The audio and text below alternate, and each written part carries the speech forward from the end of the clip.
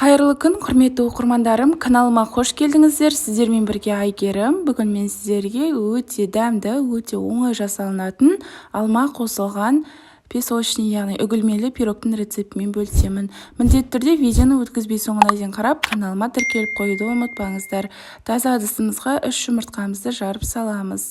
Содан соң үстіне қант саламыз, жақсылап араластырамыз.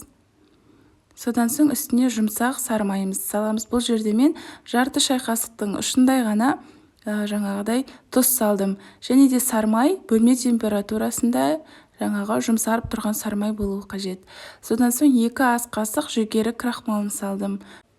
Содан соң ванилин болса, ванилин салсаңыздар болады, салмасаңыздар да болады. Сосын ұн қопсытқыш салдым, яғни разрыхлитель салып, жақсылап араластырып аласыздар. Содан соң ұнды алдын ала електен өткізіп салып аласыздар. Міндетті түрде електен өткізіп, содан соң бір қозғап жіберіп, солай-солай қамырымызды кішкене қоймалжың масса қылып аламыз. Өте сұйық масса болмайды, кішкене қоюлау, сондай масса болуы қажет. Дәл осы әдіспен барлық ұнды електен өткізіп аласыздар. Толық мөлшерін описание бөлімінде жаза кететін боламын. Міне видеода көріп тұрғандарыңыздай қоюлау ұн болуы қажет. Сонымен қатар каналымда өте дәмді торттардың, пирогтардың рецепті бар. Сондықтан міндетті түрде каналға тіркеліп, плейлист бөлімінен барлық рецепттерімді бөлім-бөліммен көре аласыздар. Енді алмамызды тазартып жуып аламыз. Содан соң видеодағыдай 3 алма кетті, үлкенірек алма. Сосын қалап осылай турап аласыздар.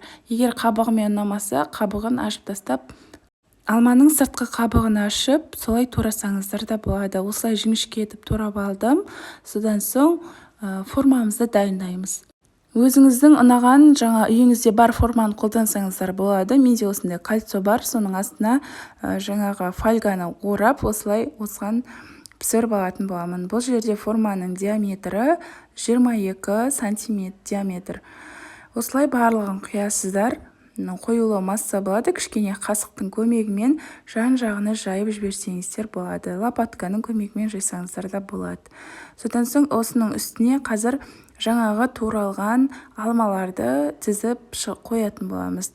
Өз еркілеріңізде сәнде ұзын-ұзыннан қиғашынан қойып шықсаңыздар да болады, немесе осылай тек беткі бөлігіне қара осылай жауып шықсаңыздар да болады.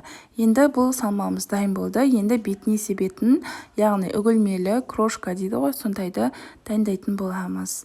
Ол үшін бізге жұмсақ сары май қажет болады, және де ұн қажет.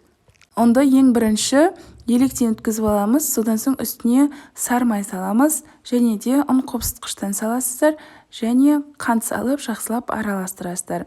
Бізде осындай видеода көріп тұрғандарыңыздай үгілмелі қамыр жаңағыдай ұн шығуы қажет. Енді осының барлығын жаңағы алма салынған пирогтың үстіне саламыз. Осы алманың үстіне барлығын себелеп шығасыздар. Міне видеода көріп тұрғандарыңызда осылай себелеп шығып, сосын 180 градуста 30 минут, 35-40 минут шамасында толықтай қызарып піскенше жаңағыдай пісіріп алатын боласыздар. Содан соң шешкен кезде, мысалы формадан шешу үшін ең алдымен бөлме температурасында суытып аласыздар. Суығаннан кейін ғана осылай босатып, шешіп, кесіп дастарханға ұсына берсеңіздер болады. Осы пирогты жасап көріңіздер, өте керемет болып шығады. Сонымен қатар каналымның алға қарай дамып жылжуына өз үлесіңізді қоса кетіңіз. Видеоны лайк басып, және де поделиться бөлімін басып, WhatsApp желісінде өзіңіздің группаларыңызда, чаттарыңызда осы пирогтың рецептімен бөлісіп қойыңызды сұраймын. Міндетті түрде каналыма тіркеліп қойды ұмытпаңыздар. Ас болсын!